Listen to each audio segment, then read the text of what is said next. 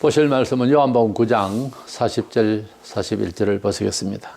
바리새인 중에 예수와 함께 있던 자들이 이 말씀을 듣고 이르되 우리도 맹인인가? 예수께서 이르시되 너희가 맹인이 되었더라면 죄가 없으려니와 본다고 하니 너희 죄가 그대로 있느니라. 아멘. 그런 말이 있습니다. 자기가 죄인인 줄 아는 그런 마음의 의인이 있고 자기가 옳다고 의인이라고 생각하는 사람인 죄인이 있다, 그런 말이 있습니다. 하나님께서 우리 사람을 보실 때는 다 같은 죄인으로 보십니다. 특별히 종교인이 되고 하면 더 무엇이 죄라는 것을 아는 사람이라는 전제가 있습니다. 그래서 예수님께서 오셔서 특별히 하나님 앞에서 바로 살아야 할 소위 유대 종교 지도자들이 영안이 어두워서 자신들은 옳고 죄가 없다라고 생각을 하고 있을 때에 났을 때부터 맹인이 됐던 사람을 낫게 하신 후에 본문의 말씀입니다. 너희들이 우리는 영적으로 타락하고 잘못됐습니다, 그렇게 하면 회개해서 죄가 없이 될 건데 너희들이 어렵다라고 하니까 그 자체가 지금 죄가 그대로 있는 것이다 하는 뜻으로서 이런 역설적인 말씀을 하신 거예요. 그래서 죄는 영을 어둡게 한다라는 주제로 말씀을 나누고자 합니다. 먼저는 죄가 영안이 어두워지면 삶의 어떤 불편보다 멸망을 받는다는 것이 성경적인 말씀이요, 또 반드시 하나님께서는 죄를 그렇게 죄값을 대신해서 처리를 하십니다. 구약시대 때 노아의 때에도 사람들이 너무 많은 죄를 지어서 하나님께서 멸망을 시키셨는데 중요한 것은 죄가 종첩이 되어서 나중에 그 죄에 대한 감각이 없는 거예요. 소돔 고모라 시민들이 또한 그랬는데 자꾸 깨고 죄악을 품고 사는 그 도시에 그 어떤 사람도 열 사람이 없어서 멸망을 받았다고 했는데 제일 중요한 건 사람이 다 죄인입니다. 아담과 하와 이후로 모두가 다 원죄와 또 자라면서 자범죄를 짓고 있습니다. 근데 이 죄인이라고 하는 사실을 알면 대책이 있어요. 아픈 것도 그렇잖아요. 어디가 아프다는 것을 짐작해 가면 효과 있게 치료를 할 수가 있죠. 근데 어디가 아픈지를 모르겠는데 죽을 판이다, 신병이 아니면은 보통 문제가 아닙니다. 이 병은 그와 같은 지경이 되는 게 사람의 영혼입니다. 영혼이 한 번 욕심내고 한 번 죄를 짓고 두 번 욕심내고 두 번 죄를 짓고 두 번 양심속이 자꾸 이렇게 나가면은 영혼이 그런 대로 살아가는데 큰 지장이 없을 만큼은 되어 있거든요. 하나님을 알지는 못하지만. 근데 그게 계속해서 부딪혀서 깨어지면 영혼 상태가 건강하지를 못하면은 말하자면 옳은 이야기를 들을 수 있는 귀가 닫혀요. 그래서 유대인들이 하나님의 뜻 가운데서 사물을 잘 판단하다가 죄 때문에 영안이 어두워지니까 유대인들이 예수님이 메시아로 오셨는데 뭐 알아보지도 못하지만은 무슨 죄를 짓고 있는지를 몰랐어요. 노아 때 멸망받았거나 소돔 고모라 시민이 불타 죽은 거나 예수님께서 오셔서 예루살렘 성이 무너질 것을 예언하실 만큼 그렇게 외식된 잘못된 사회라고 하는, 종교 사회라고 하는 것을 스스로들 깨닫지를 못한다는 거죠. 말세가 되면 똑같습니다. 말세는 지식도 많아지고 성경 예언이 그랬죠. 우리가 또 자연스럽게 그게 과학을 하고 뭐 이렇게 하는 가운데서 인간의 내면적인 데서는 별 관심이 없고 돈과 그리고 지위와 그런 것이 좀 잘 되면은 그때부터 갑질을 합니다. 사람은 자연히 갑질을 해요. 그러니까 그러다가 멸망을 받기에 알맞은 그야말로 적그리스도가 나타나서 딱 그 정신을 가지고서 살다가 멸망하도록 지도할 만한 사람이 되는 거예요. 그래서 그가 와서 온 세계 종교를 통일시키고 기독교는 너무나 핍박을 받고 그런 가운데 있다가 멸망을 받게 되는 거예요. 우리가 하나님이 우리를 보실 때에 무섭게 보시는가 불쌍히 여기시는가 그 생각이 나름인데 성경적으로 보면 우리를 불쌍히 여기세요. 죄를 지었기 때문에 이놈들 죽여야 되겠다 하고 보시는 것보다 회개를 하라는 거예요. 회개를. 그러니까 불쌍히 여기고 살리려고 하는 거예요. 하나님이 아들을 희생시키기까지 하면서 제물로 받으시기까지 이 세상에 아들을 보내시면 굳이 심판을 하기 위해서가 아니고 구원을 위해서 보내신다고 그렇게 말씀을 하셨어요. 그런데 사람들은 죄에 대한 감각이 둔해지면서 하나님의 형벌을 받게 되는 것입니다. 구약의 율법자들 그리고 신약 시대 때 예수님 당시에 유대 종교 지도자, 제사장, 서기관, 바리새인들, 그 율법사들, 율법 교사들이 백성들은 뭐 전문가가 아니니까 뭐가 잘못되면은 영적으로 지도를 해야 했었습니다. 근데 그들이 이제 어두우니까 메시아를 기다리고 있던 차에 예수님이 오셨단 말이에요. 그러면 차근히 성경적으로 비춰보고 모든 지도자들이 회의를 할 만큼 해서 저 예수라는 분이 누구냐? 우리가 전 백성이 지금까지 역사적으로 기다리고 있는 메시아에 대해서 한번 비춰보자, 토론을 해보자. 이래 돼야 되는데 예수를 어떻게 하면 죽여야 되느냐? 왜요? 상황이 일제 때도 우리가 그랬습니다. 로마 치하에 있었기 때문에 정부에 밑배이면 위험하니까 자기 밥그릇, 자기 목숨을 보신하는 차원에서 그렇게 생각한 거예요. 굳이 예수가 미웠어도 아닙니다.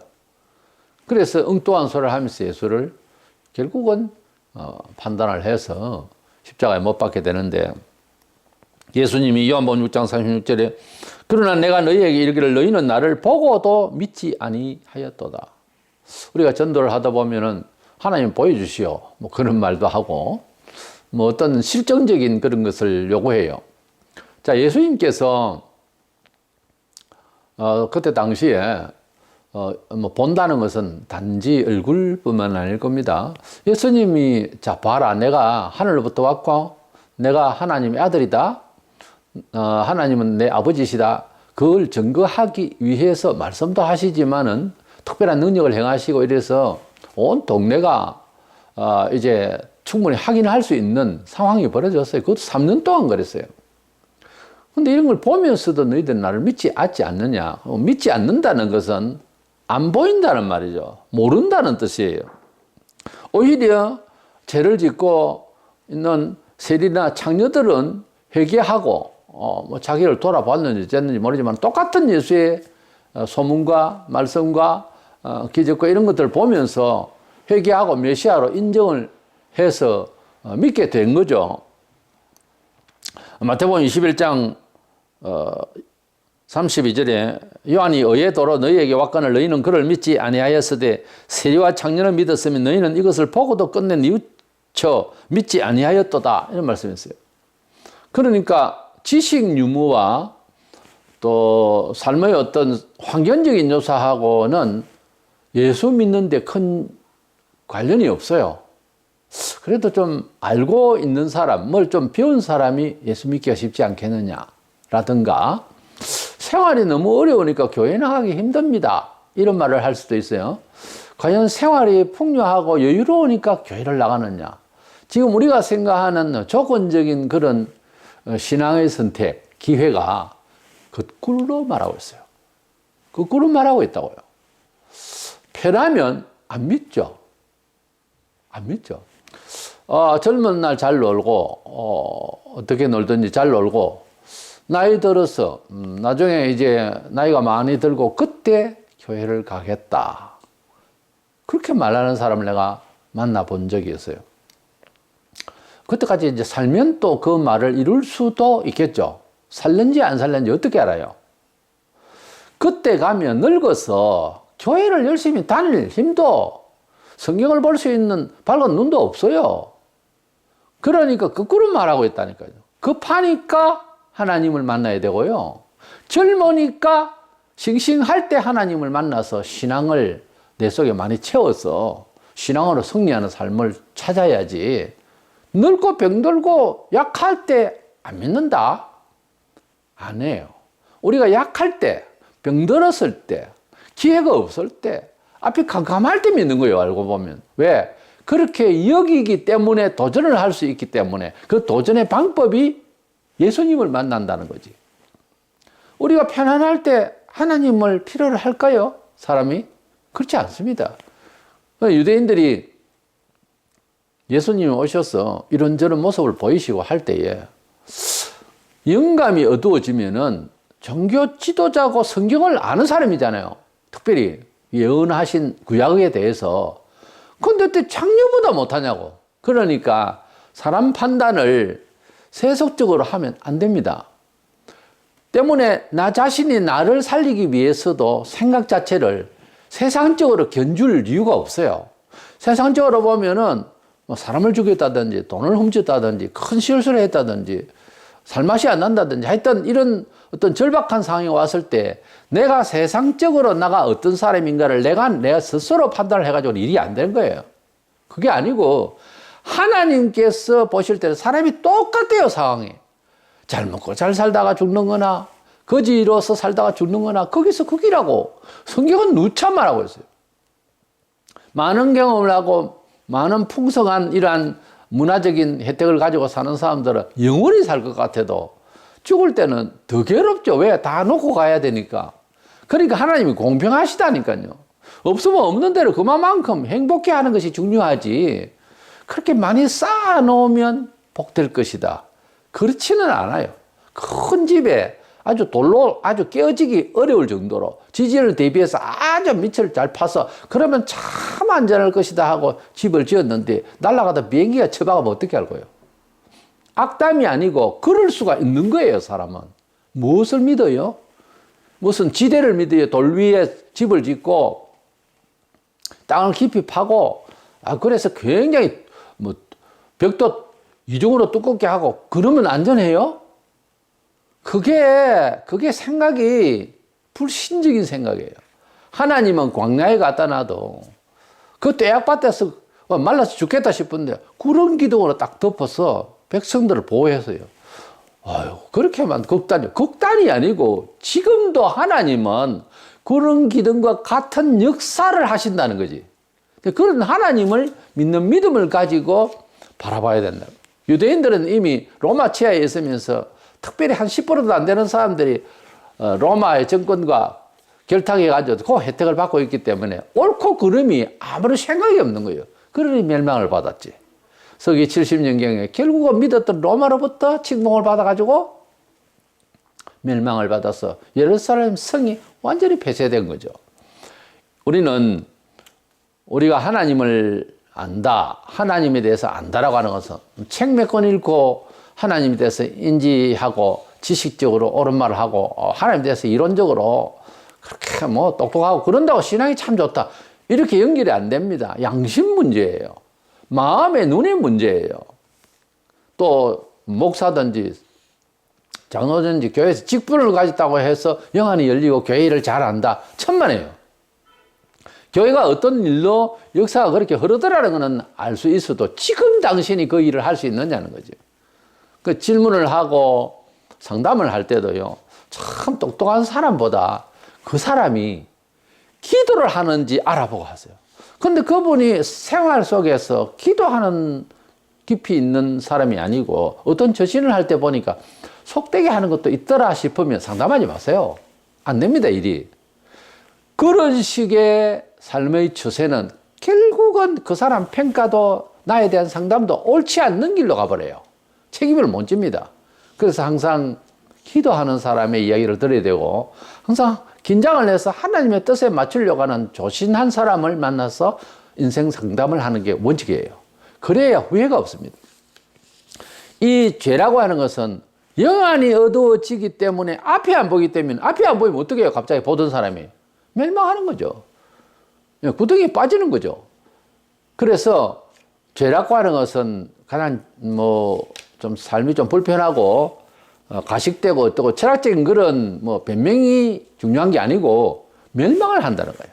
영안이 어두우면 대낮에라도 눈을 떴는데도 앞이 안 보일 수가 있어요.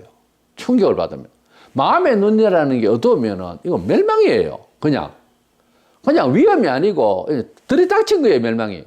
그래서 죄는 멸망케 한다. 왜? 영안이 어두워서 그렇다는 거죠.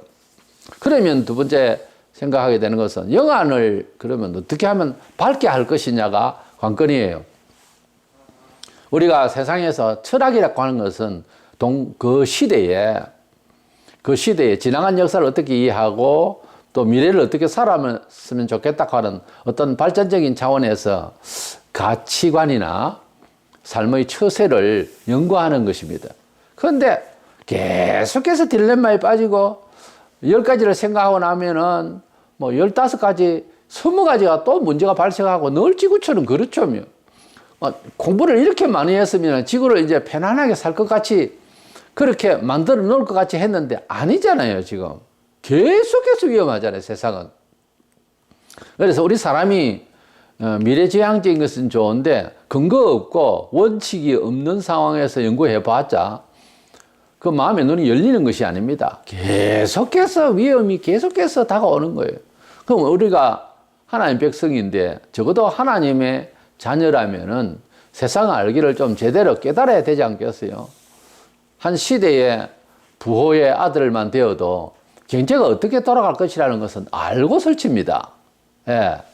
우리가 세상에서 무슨 문화계도 그렇고 모든 면에 있어서 어느 정도 급이 되면 그 아래의 배경을 읽을 수가 있어야 되죠.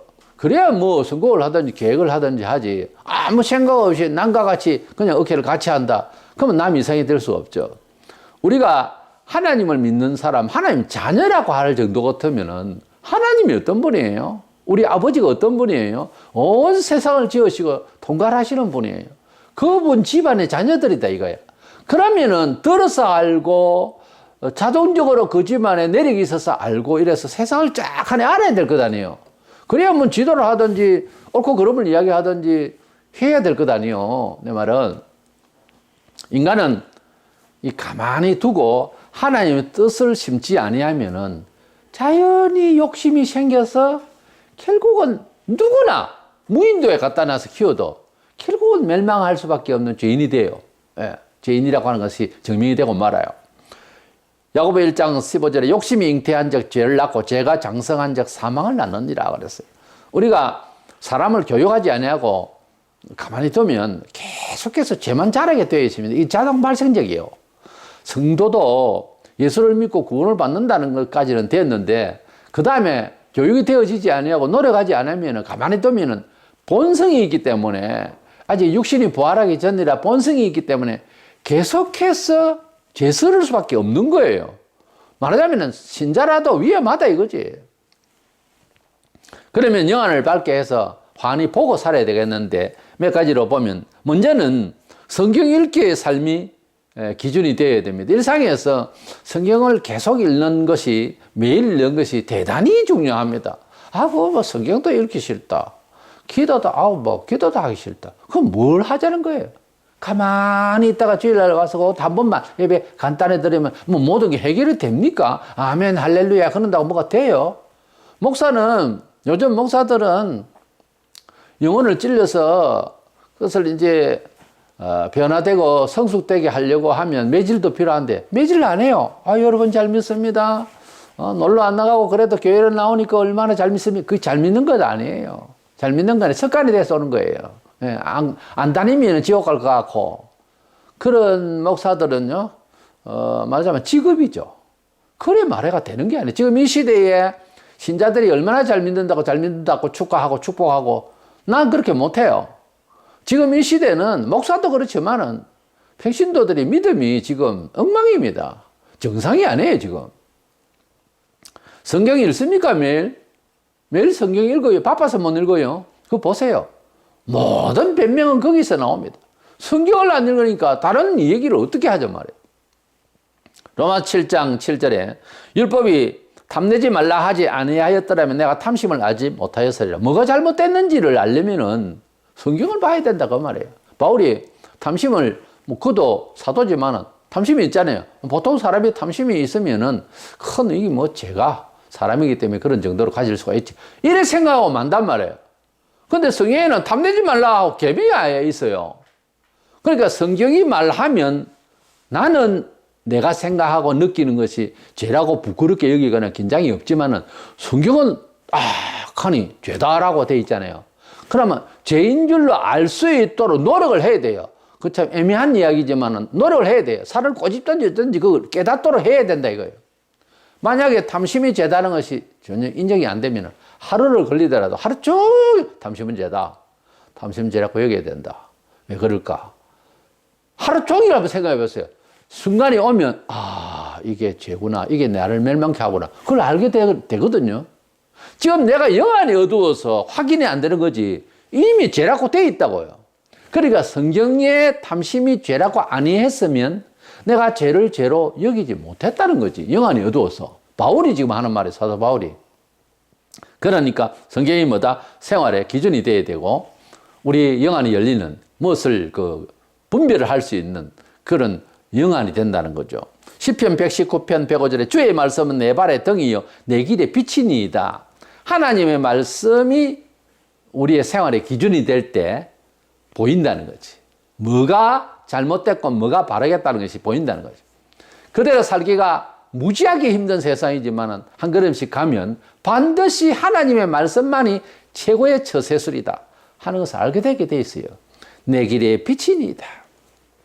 두 번째로는 예수 믿으면 교회 생활을 잘하는 인격적인 것도 중요하지만은 그러나 교회 안에는 내가 죄인이라는 것을 아는 사람들이 모이다 보니까 어떻게 보면 죄가 더 많은 곳이라고 하는 역설적인 표현을 할 수가 있습니다. 교회는 사회 밖에 나가면 죄를 얼마나 짓는 사람인지 생각 안 해요. 그러나 교회에 나오면 스스로들 내가 같은 죄인이 없다라고 하는 생각을 하기 때문에 교회에는 그래서 죄인이 참 많은 곳이다 라고 생각할 수 있고 또 제가 실제로 많은 사람이 회개하고 올 수도 있는 곳이 교회예요. 그래서 이 교회 안에는 죄인들이 많기 때문에 말하자면은 이런저런 생각을 가지고 교회를 비난하거나 나는 좀 그래 저 정도는 죄가 없는데 이런 식으로 이런저런 생각 가지고서 말하자면은 교양적으로 그걸 문화주의 교회를 문화적으로 생각하는 인격 중심과 교양, 특별히 도덕 이런 것만 가지고 교회를 다니다 보면 내가 뭘 한번 잘못하면 낙심이 돼서 스스로 이제 교회도 나오도 못해. 왜? 한 말이 있잖아요. 내가 남을 지적을 할 때. 그러니까 교회는 어떤 마음으로 와야 되냐면은 교양과 종교심보다 성령의 감화를 받아봐야 돼요. 성령의 교회를 일단 나오는 것은 절에 가는 거와 좀 다른 게 성령의 감화를 입도록 해서 성령님이 이끄심을 맛보아야 됩니다. 그러면 사람 보는 관점이 좀 다른 차원이에요. 희망과 불쌍히 여김과 이런 마음이 들기 때문에 그런 비난의 생각으로 교회를 와서 분노를 일으키고 싸우고 이런 일이 없어요. 교회가 벌써 싸웠다? 경찰에 와가 말렸다? 그 죽은 교회예요. 죽은 교회라니까. 쌈박질 하는데 가가지고 교인이 말리고 희생을 시켜서라도 가서 사랑을 이야기하고 할 판국에 교회가 싸워서 투쟁이 돼서 피를 흘리고 육박전이 벌어졌다? 교회 아닙니다. 그걸 억지로 교회라고 하지 마세요. 그건 아니에요. 요한계시록 3장 18절에 내가 너희를 권하노니 내게서 불로 연다는 금을 사서 부요하게 하고 흰 옷을 사서 입어 벌거벗은 수치를 보이지 않게 하고 안약을 사서 눈에 발라보게 하라. 라오디게아 교회가 물에 물 탄 듯이 무슨 사람이 세상에 갖다 놓으면 세인이고 교회 같으면 교인 같고 변화가 없는 거예요. 교인은 세상에 가도 교인 같고 교회 와도 교인 같고 이래야 됩니다. 그래서 이 교회가 어떤 뚜렷한 분별이 없는 거예요. 그 왜 그럴까? 영안이 어두워서 그런 거예요. 영안이 어두워서 안약을 사서 발라보게 하라. 이 말을 썸의 본래 뜻은 성령의 감화를 받아서 영안이 열려라 그 말이에요. 사람이 죄를 지었는데 그래서 영안이 어둡고 분별력이 없는데 약국해가지고 안약을 사가지고 안약을 눈에 넣는다 보입니까? 그런 뜻이 아니거든요. 영적으로 성령의 감화를 받아서 영안이 열려라 그 말이에요.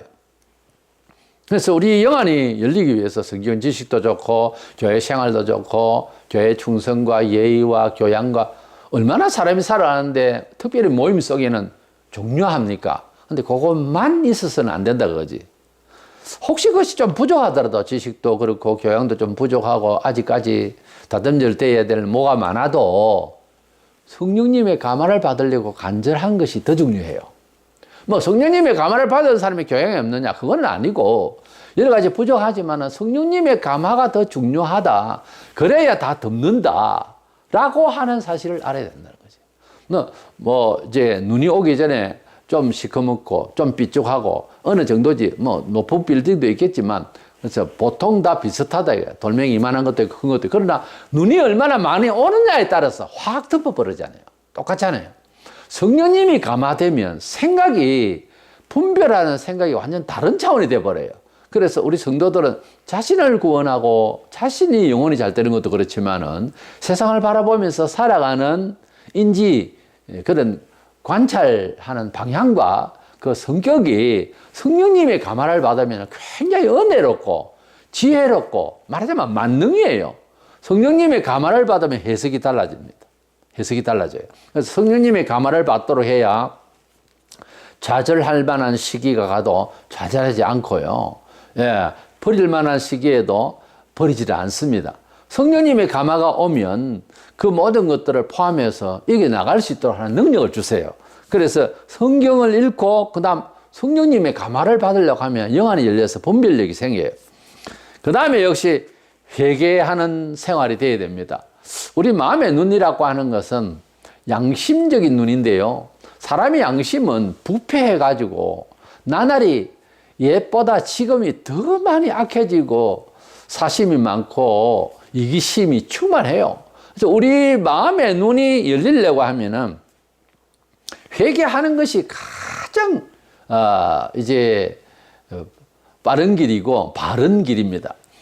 사도 바울이 율법 교사로서 바라볼 때 그때 당시에 타락한 종교사회의 지도자는 바울이라고서 특별했으면은 스스로 반성하는 일로 유대인들, 교사들 다 모이고 장로들 앞에서 우리가 지금 잘못 믿는다고 말해야 되는데 그런 적이 없는 사람이거든. 그러니까 율법 교사라서 입만 살았지 똑똑한 척 한 것만 했지. 저도 그런 사람을 봤어요. 한국에서 두각 나는 신학 박사를 내가 옆에서 봤는데 아니에요. 개혁주의 신학 박사인지는 몰라도 신앙자는 아니었어요. 돈 좋아하고 외식돼요. 내가 볼 때 품위는 있어 보이지. 그러나 그래가지고는 하나님의 역사를 이루는 사람은 아니더라는 거지요. 그러니까 큰 범죄를 저질러서 문제를 야기한 사람이거든. 교회에 큰 충격을 준 사람이요. 유대인들이 하나님을 알기를 그저 그 외식적으로 학문적으로 막 이렇게 똑똑한 척하면서 어릴 때부터 아주 달달달달 외우듯이 그렇게 된 사도 바울이지만은 그가 예수를 못 알아보고 예수 믿는 사람을 잡아놓고 그렇게 흉악하게 이제 예수를 핍박을 하다가 예수님을 만나서 이제 새로운 예수의 사도가 됐는데 그가 정오에 햇빛보다 더 밝은 빛을 다메섹 도상을 넘어가다 핍박 중에 예수님을 만나고 난 뒤에 갑자기 막 앞이 안 보이는 거예요. 그리고 사흘 후에 이제 안수받고 난 뒤 사흘 후에 비늘 걷듯이 눈에서 이렇게 벗겨져 나왔습니다. 좀 특이한 일이죠. 그래서 이제 비늘이 벗겨졌다는 말은 영적인 메시지가 뭔가 하면 사람 세상을 바라보는 다른 세상이 됐다는 거예요. 우리가 까만 안경을 껴다가 눈을 벗고 이제 밖을 환하게 본다 뭐 이런 뜻이에요. 그래서 바울에게 눈에 비늘 같은 것이 벗겨진 것처럼 우리 영안이 열리려면은 예수를 만나야 됩니다. 내가 나를 발견하려고 너 자신을 알라 그랬지만은 소크라테스는 근데 내 자신을 내가 스스로 알 길이 없어요. 예수님을 바라보면 내가 누군지를 안다니까요. 우리가 스스로 얼굴을 보는 것도 내가 스스로는 내가 안 보이잖아요. 뭐가 비춰줘야 돼요. 거울에 딱 가면 내가 나를 보잖아요. 내가 나를 그냥 공간 중에서 그냥 공간 중에서 어떻게 봅니까? 비춰줘야 되는 그 거울이 예수고 그 거울이 성경이에요. 그러니까 회개한다고 하는 것은 그런 말입니다. 방향을 바꾸는 건데 예수께로 하나님께로 성경으로 내 마음과 정신을 전부 다 바꾸는 거예요. 돌이키는 거예요. 철학을 하던 사람이 신학적으로 생각을 하게 되고 세상적으로 즐거운 것이 교회식으로 즐거운 쪽으로 바꿀 때에 말만 가지고 되는 게 아니라 몸을 바꿀 때 삶의 방향을 바꾸어졌을 때 그때 그것을 회개라고 그래요. 회개한다니까 눈물만 흘리고 그러고 난 나가서 또 사기치고 그게 안 되거든요. 회개라고 하는 것은 단순한 도덕적 반성을 넘어서서 삶의 방향을 목표를 방식까지 하나님을 바라봐야 돼요. 그게 회개예요. 진정으로 회개하는 것은 뭐다? 많이 울었다 이것도 뭐 일어나는 현상이에요. 그러나 하나님을 바라보고 살려고 하는 의지가 분명해졌냐 그거예요. 그러면 잘 믿는 거예요.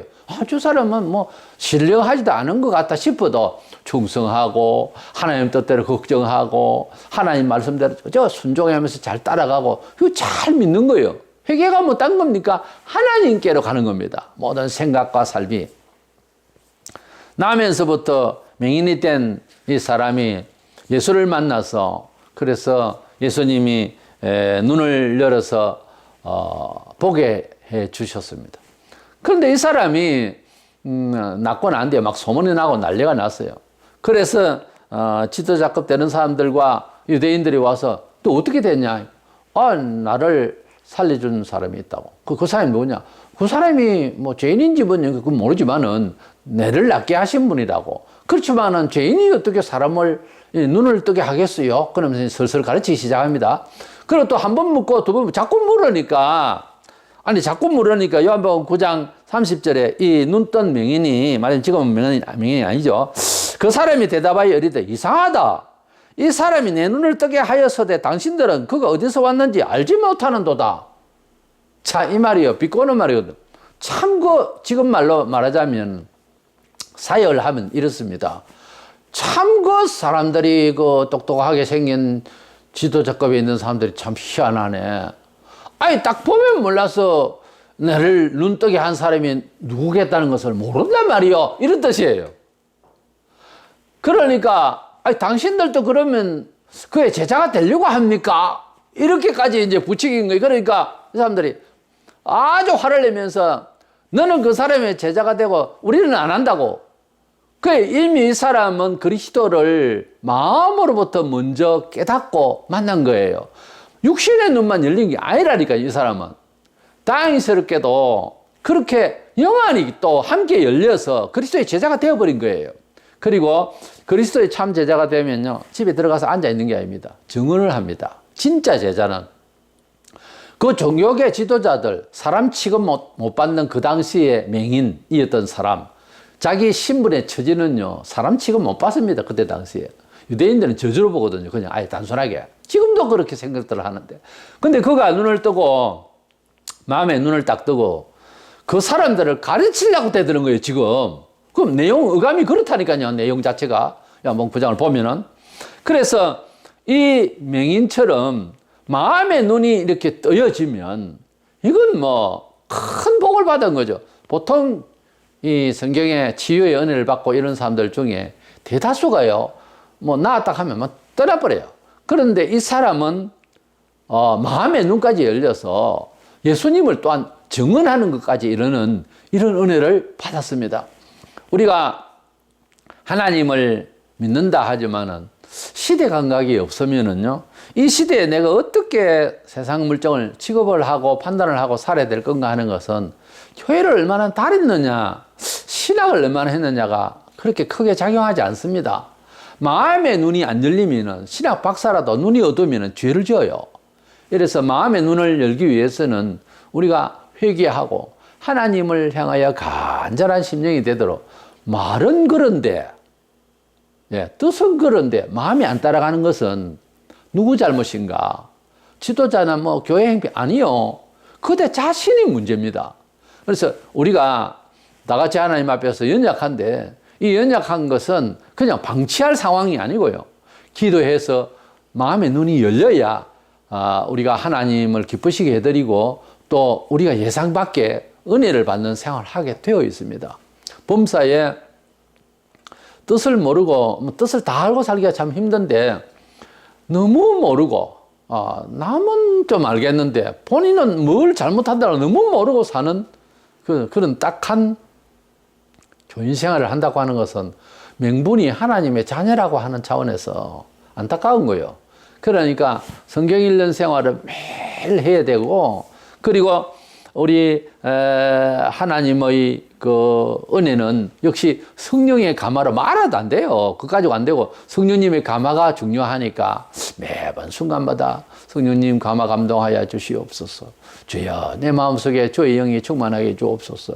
그렇게 기도해야 되고 무엇보다 자기를 회개하고 우리가 뭘 얻기 위해서 막 특별 기도를 해서 산기도를 한다든지 뭐 철학 기도를 교회에서 한다든지 이런 3일 동안 내가 이제 금식하면서 하리라 하면서 뭘 달라고 기도를 작정을 했다.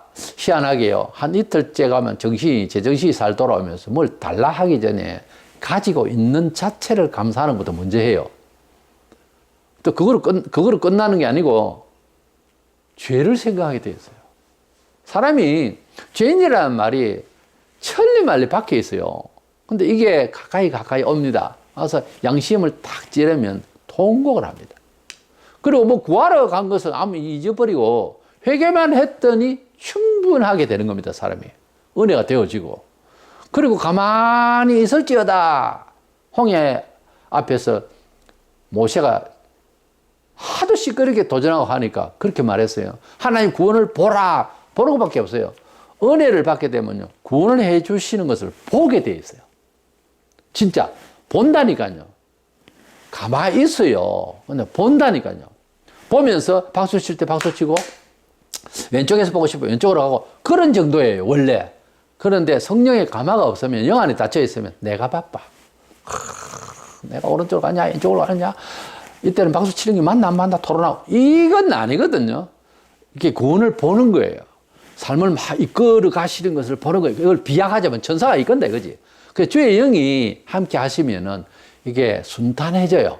좀 어렵게 보이고 힘들어도 잘 따라가면 은혜가 되는 겁니다.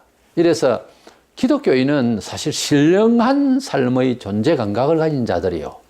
너무 그것 없이 보이는 교회당 왔다 갔다 그걸로 신앙생활 다 한다고 생각하지 마세요. 일단 죄는 윤리적으로 생각하지 영안이 어두워진다는 거지. 다른 말로는 비신자와 신자의 차이는 영감을 받았느냐 예수의 영 없이 육신의 생각의 영으로 사느냐 그 차이예요. 어떻게 보면. 그래서 영안을 열고 살 수 있도록 회개 생활 많이 하고 주를 좀 더 말씀 안에서 간절히 사모해서 성령 충만한 저와 여러분 되시기를 축원합니다.